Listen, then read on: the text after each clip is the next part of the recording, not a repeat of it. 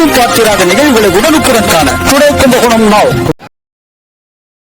கும்பகோணம் தாலுகா சன்னாபுரம் பகுதியில் அருள்பாலிக்கும் ஸ்ரீ வடபத்திர காளியம்மன் கோவிலில் மகா கும்பாபிஷேகம் இன்று கோலாகலமாக நடைபெற்றது. பிரசித்தி பெற்ற வடபத்திர காளியம்மன் கோவில் சன்னாபுரம் பகுதியில் அமைந்துள்ளது.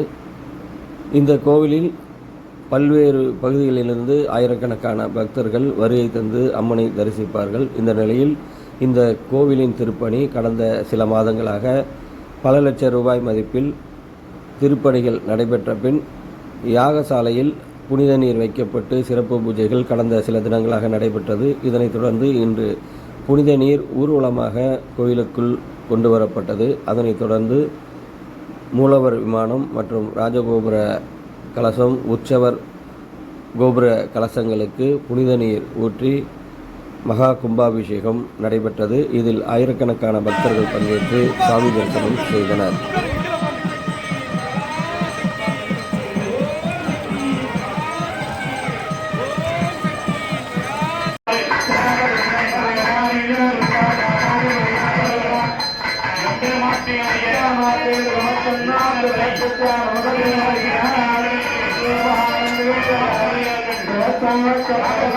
Thank you.